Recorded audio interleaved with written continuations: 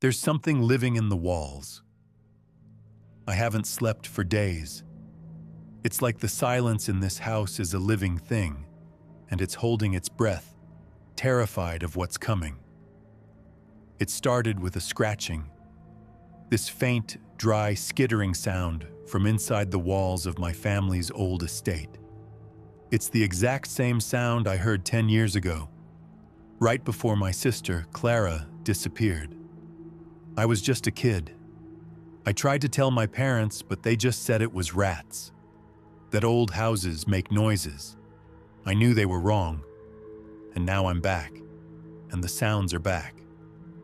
Except this time, the scratching is turning into whispers, and it's starting to sound like her. Section 1. An inheritance of decay. The lawyers called it an inheritance. I think of it as a tomb. Our family has owned Blackwood Estate for generations, and now it's mine. It just stands on this lonely hill overlooking a town that's mostly forgotten it, like a skeleton against the sky. When my parents passed, they left one simple instruction: sell the house and don't go inside. But I had to. I just had to see her room one last time. The air inside is so thick you can smell the stagnant time. Every floorboard groans when I walk, like the house itself is complaining, wanting to be left alone. All the furniture is covered in these white cloths, making them look like a field of patient ghosts. In the main hall, our ancestors' portraits are caked in grime, but I swear their painted eyes follow me. The whole place is just a monument to decay, the physical proof of my family's slow, quiet collapse that started the day Clara vanished. The first night, I heard it. A faint scratching from the wall by the master bedroom. Scratch, scrape. My heart just seized up. I told myself it was nothing. It's a broken-down house in the middle of nowhere. Of course it has pests. I banged on the wall, hard. The sound stopped. For a second, all I could hear was the frantic pounding in my ears. Then, a single, deliberate scratch in reply. I didn't sleep at all that night. I just sat there in the dark, listening to the house breathe around me. Section 2.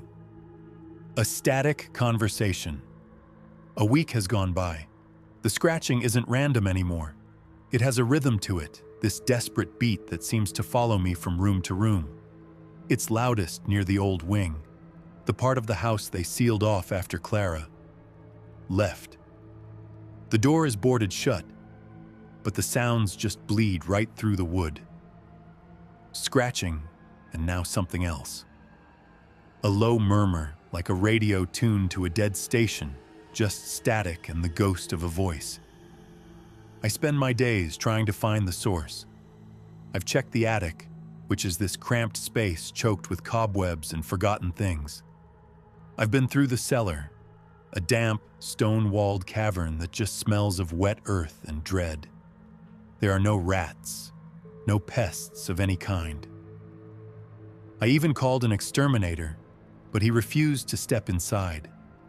Said the house has a reputation in town.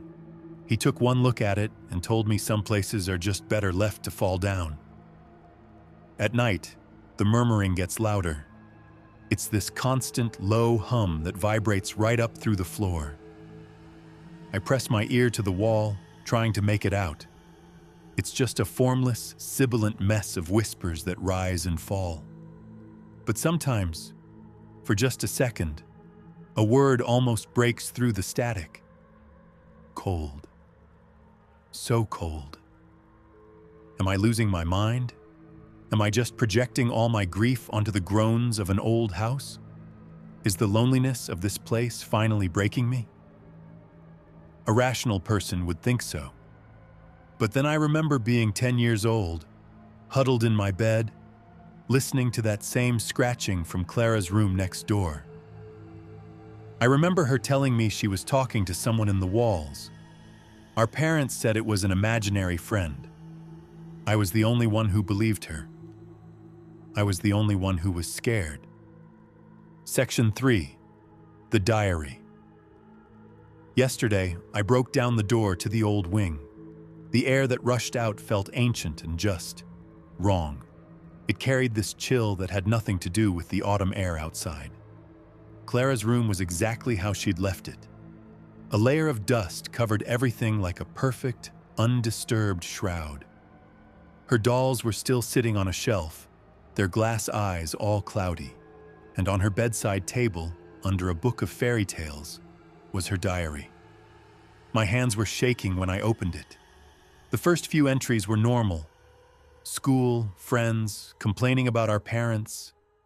But then, it changed. October 12th. There's a mouse in my wall. It scratches all night. I named him Pip. I knock on the wall, and sometimes he knocks back. October 19th. Pip isn't a mouse. He talks. His voice is quiet, like wind through a keyhole. He says he's lonely and trapped. I told him my name. He said he already knew it. October 26th. The scratching is different now. It sounds like he's trying to draw something on the other side. I asked him what. He whispered a word. It sounded like door. I looked all over my wall, but there's no door. November 2nd. He doesn't sound like Pip anymore. He sounds like me. Like my own voice is coming from the wall. He says the wall is hungry. He says the house remembers. He told me he has a secret to show me. He says there's a door inside the wall and he can open it for me, just for a little while. The last entry was from the day before she disappeared. The handwriting was frantic, almost impossible to read. November 5th. The wall opened. It's not a door. It's a mouth. It's so dark inside. He's calling my name. It sounds just like Mom. He says it's time to come home. I dropped the diary. The murmuring from the hallway wasn't static. It was a voice. And I knew, with a certainty that made no sense at all, that it had been waiting for me. For 10 years. Section 4. A familiar voice. It knows I'm here. It knows I read the diary. The sounds have changed again. The scratching is gone. The murmuring is gone. Now, it just talks. It started this morning. A single, perfect whisper that cut right through the silence. Alex. It was Clara's voice. Not a memory of her voice. It was real, clear as day, coming from the wall right next to me. I just froze. Every muscle in my body was screaming at me to run, but I couldn't move. Alex, I'm so cold, the voice whispered, and it had this shivering echo to it. It's so dark in here. Why did you leave me? The guilt hit me like a punch to the gut. The night she disappeared, I heard her call my name. Not from her room, but from inside the house. A muffled, desperate cry. I was 10, and I was terrified. I just pulled the covers over my head and pretended it was a dream. I have lived with that cowardice every single day. Clara? I whispered back, my voice cracking. Is that really you? There was this long, terrible silence. Then, a sound that wasn't a whisper. It was a sob. A gut-wrenching, heartbroken sound that seemed to come from all around me. You were supposed to come with me, the voice cried. The house wants us both. It's lonely. It needs to be fed. The house is alive. It's not just wood and stone. It's a living thing, and its walls are the flesh. The thought didn't feel crazy. It felt like a horrible, final truth. My ancestors in those portraits, they didn't just live here. They became part of it. It took Clara. And now it wants me. Section 5. The Invitation. I'm sitting in Clara's room, recording this from here. The voice hasn't stopped. It tells me about the darkness and the hunger. It tells me it can see me through the walls. A few minutes ago, I heard a new sound. A low, grinding noise.